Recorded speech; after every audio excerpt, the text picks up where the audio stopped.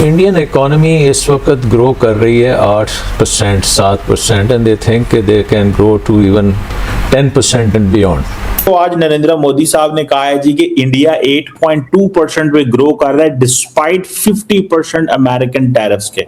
ये आज उन्होंने ट्वीट किया। वो भारत जो कि हमारा मक्कार दुश्मन है, जिससे नफरत हमें घुट्टी में पिलाई गई है, हम आपको दिखाएंगे कि कैसे भारत ने हमें पीछे नहीं बल्कि बहुत पीछे। देखिए, एक डेड इकोनॉमी बोलते हैं ना यार, कहां से जिंदा होगी समझ नहीं आया मेरे को यार। ऐसे जिंदा नहीं होना चाहिए यार, ऐसे तो बड़ा गड़बड़ हो जाती है, क्योंकि कई लोगों की नौकरियां चली जाती हैं यार डेड इकोनॉमी के चक्कर के अंदर। मोदी जी इसका फोन नहीं उठा रहे, तो जहां पे डोनाल्ड ट्रंप जा रहा है वहां पे डोनाल्ड ट्रंप फेल हो रहा है। इसलिए डोनाल्ड ट्रंप दुनिया भर से नजरें चुरा रहा है। हर चीज तो फेक बनाते हैं, ये हर चीज तो फेक है। नंबर्स इनके किस तरह, नंबर मैं तो नहीं ट्रस्ट करता इस बात, बिल्कुल एब्सोल्युटली।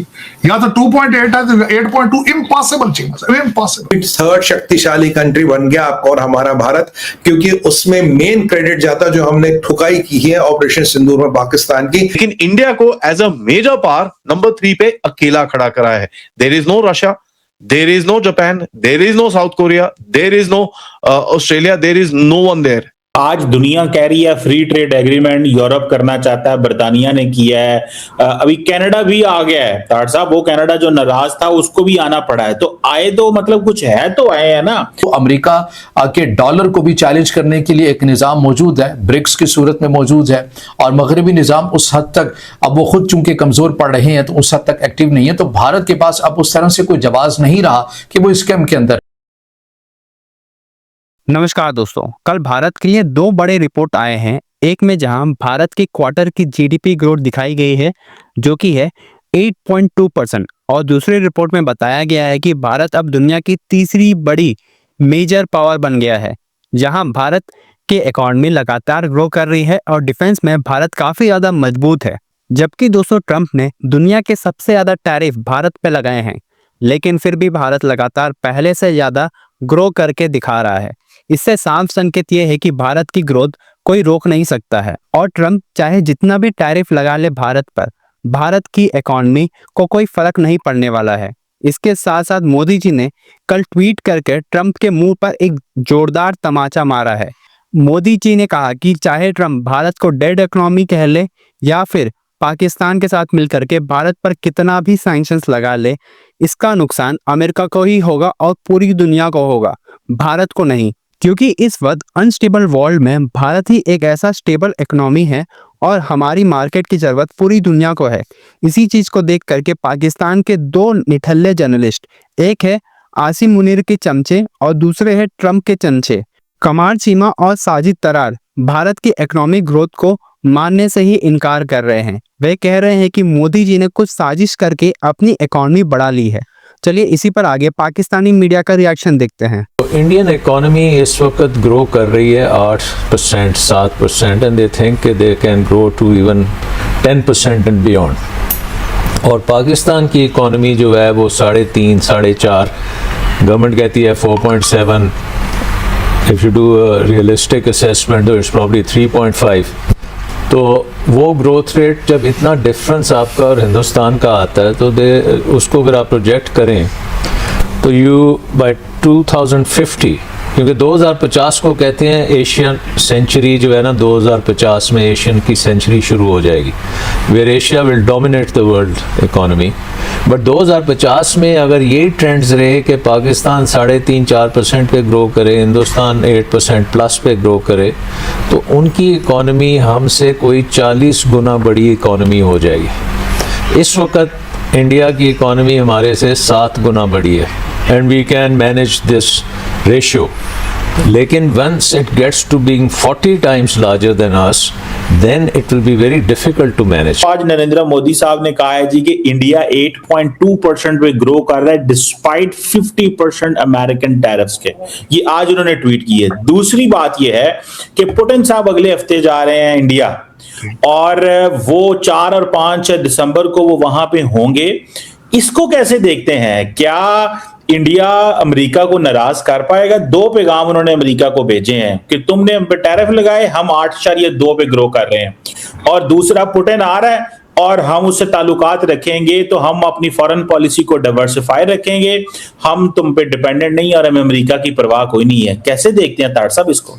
चीमा साहब, या तो दो चीजें हैं, या तो मोदी साहब ने चश्मा नहीं पहना हुआ था, हो सकता है ये 2.8 हो, वो 8.2 पड़ गए हैं, या तो उनकी नजर का फर्क था। ये दूसरा उसमें जो इशू मैं बताना चाहूंगा चीमा साहब, ये 8.2 अगर इनकी ग्रोथ है तो सिर्फ वो दो अडानी और अंबानी की इकोनॉमी की बात कर रहे होंगे। जी पोखे इंडिया जो नजर नहीं आ रही चीमा साहब, हर चीज तो फेक बनाते हैं ये, हर चीज तो फेक है। नंबर्स इनके किस तरह, नंबर मैं तो नहीं ट्रस्ट करता इस बात, बिल्कुल एब्सोल्युटली। या तो 2.8 है तो 8.2 इम्पॉसिबल चीमा साहब, इम्पॉसिबल। क्या इनकी क्या इस वक्त इनका सबसे बड़ा कस्टमर तो अमेरिका था इनकी प्रोडक्ट का, वो ले कुछ नहीं रहा। ये किधर बेच रहे हैं चीजें? और दूसरा ये कि चीमा साहब उन्होंने तेल लेना भी बंद किया हुआ अभी रशिया से, कह तो रहे हैं अभी तो, लेकिन दूसरा चीमा साहब पुतिन साहब आ रहे हैं, क्या कर रहे हैं, अपनी डिफेंस प्रोडक्ट बेचने आ रहे हैं। सिर्फ और सिर्फ उनका टोटल ऑब्जेक्टिव है कि जिस तरह पहले S-400 उन्होंने बेचा था, इन्होंने F-35 भी नहीं लिए, आपके पास J-35 की खेप आ चुकी है, वो तैयारे को बेचेंगे आपको, या मिसाइल इनको बेचेंगे आके, वरना वो इनके नहीं है। उनका इन्होंने अलायंस तोड़ने की कोशिश की है चीमा साहब। इस वक्त रशिया चाइना अलायंस इतना स्ट्रांग है, Russia can not afford to annoy China. वो चाइना की मर्जी के बगैर भारत नहीं आएगा, बल्कि वो मर्जी से आ रहा होगा कि मैंने अपनी प्रोडक्ट बेचनी है, मैंने इनको बेवकूफ बनाना है, बनाने दो मुझे बेवकूफ। बल्कि देखो उन्होंने F-35 दी, J-35 आपको दिए हैं, ये फॉरेन बैलेंस करेंगे कुछ अपनी चीजें बेच के। तो ये चीमा साहब, इसमें अगर ये सोचा जाए कि वो कोई उसके पीछे वो इनके एलाइज हैं, या उनके कुछ कोई और इंटरेस्ट है, या कोई पॉलिटिकल इनकी कुछ ये कामयाबी है, एब्सोल्युटली नॉट, एब्सोल्युटली नॉट। बात ही कोई चीमा साहब। जिस तरह मैंने आपको कल कहा था, ये क्वाड बनाते फिर रहे हैं, अपने नेबरहुड में कोई एक कंट्री साथ नहीं खड़ा, उठ जा 18वें महल्ले जाके ब्राजील इंडिया ब्राजील भाई भाई, चलो करने दो इनको चीमा साहब। लेकिन मैं नहीं समझता चीमा साहब, ये इनको आदत बन चुकी है झूठ बोलने की, हर चीज इनकी फेक है। आई डोंट बिलीव कि इट्स 8.2 एट ऑल, पीरियड। हाँ चले, इनको आदत है, जिस तरह मैंने बताया हर चीज फेक कर लेते हैं। इस वक्त इनको वो that is the biggest ability they have to live in fiction, to cheat people with the fake numbers. That's what it is. लेकिन अब हर चीज तो फेक नहीं है ना उनकी। देखें, मतलब आज दुनिया कह रही है फ्री ट्रेड एग्रीमेंट, यूरोप करना चाहता है, बर्तानिया ने किया है, अभी कनाडा भी आ गया है ताड़ साहब। वो कनाडा जो नाराज था उसको भी आना पड़ा है, तो आए तो मतलब कुछ है तो आए है ना। ग्लोबल पावर इंडेक्स में India is the number 3rd country today, number 3rd शक्तिशाली कंट्री बन गया आपका और हमारा भारत, क्योंकि उसमें मेन क्रेडिट जाता जो हमने ठुकाई की है ऑपरेशन सिंदूर में पाकिस्तान की। मैं आपको हमेशा कहता था इकोनॉमिक सुपर पावर बनने से बात नहीं बनेगी, मिलिट्री सुपर पावर बनना। America is economic and military super power, Russia केवल military super power, economic power नहीं है, और चाइना कुछ भी नहीं है। नंबर 1 आपका अमेरिका 80 पॉइंट के साथ, नंबर 2 चाइना 73 पॉइंट के साथ, और भारत 40 पॉइंट में आ गया। 40 पॉइंट में आते ही आप एक सुपर पावर की श्रेणी में घुस जाते हो।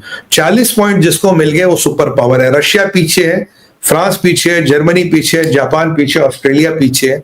हम पहले काफी नॉचेस पीछे थे, पर ऑपरेशन सिंदूर के अभूतपूर्व सक्सेस के बाद it is because of that and our weapons export, our diplomacy, our soft power, our hard power, but main criteria रहा है ऑपरेशन सिंदूर, और उसकी सक्सेस के बाद we are number 3rd in the world. It is official now sir, we are number 3rd power in the, and India has entered the league of super power. और आपको operation सिंदूर ने आपका जो गुस्सा उसकी ताकत बता दी, क्योंकि पावर तब है जब आप किसी को दिखाओ।